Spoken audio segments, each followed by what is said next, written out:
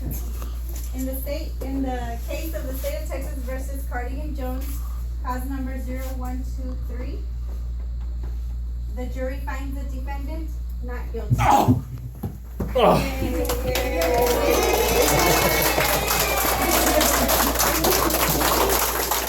Loser.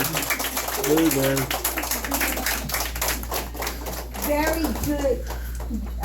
Ladies and gentlemen of the jury, I want to thank you for giving us your time and listening to all the evidence and making a determination that I believe was very fair. Can we make some comments? Sure.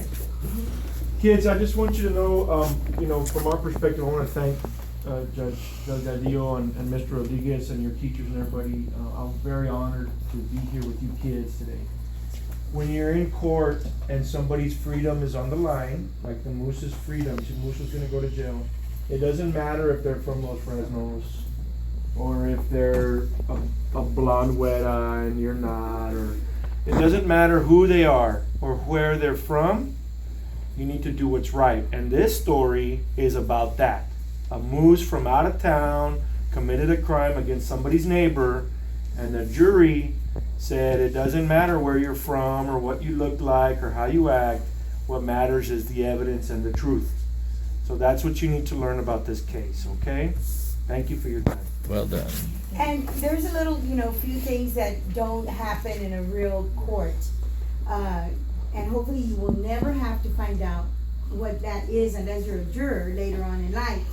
But I think that you got the idea of how and what happens whenever you have someone that's been accused of something, and in this case, unlawfully, right? So, yeah. Mr. Rodriguez, you want to add anything to that? Just thank you, Judge Delgadillo, for this opportunity. It's also an honor, Mr. Garza.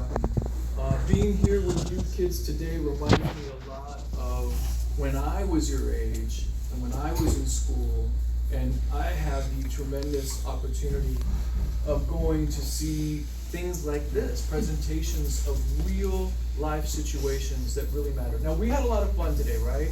I mean, we talked about the pie and we talked about the moose, and we characterized this in a way that would allow us to learn but also have fun. But the reality is that we do this on a day-to-day basis. As a defense attorney in Cameron County, I represent people that are accused of crimes every day. And it's so important that we allow the judicial system to work the way that it works. What Judge Delgadillo does every day in her career, what Mr. Garza does, your teachers, the people that brought you here today, the officer, a real officer in Cameron County, these individuals are awesome. Your teachers are awesome. So I'll tell you one thing right now. I would not be standing here, I would not have made it into law school, and I would not be able to practice in a career that I love every day if it hadn't been for my teachers, okay? So give them a big round of applause.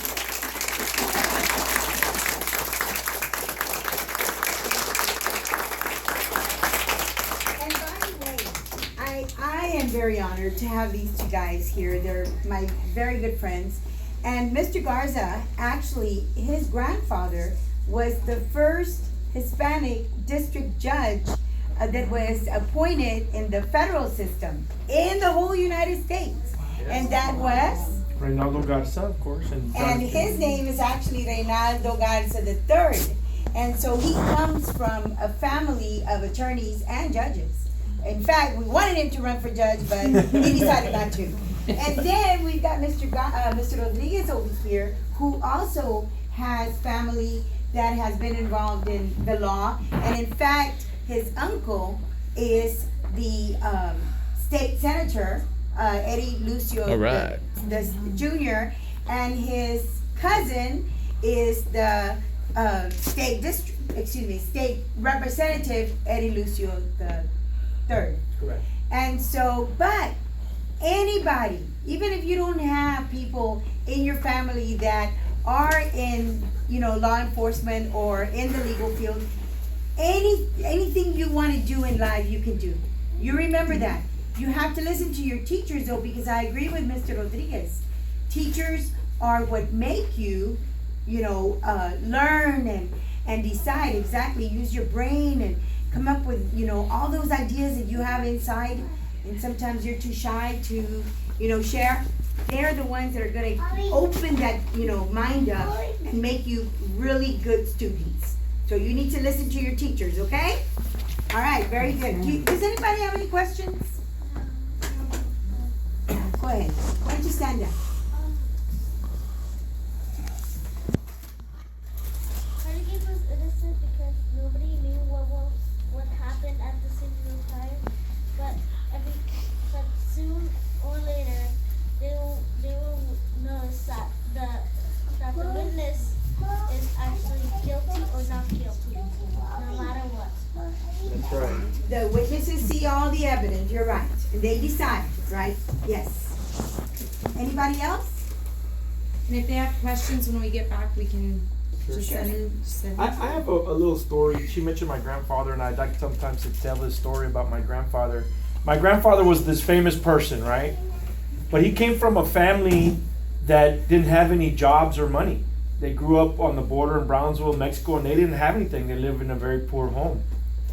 And when my great-grandfather was dying on his deathbed, he got his 5 kids in the room. And he said, I'm dying and I'm poor.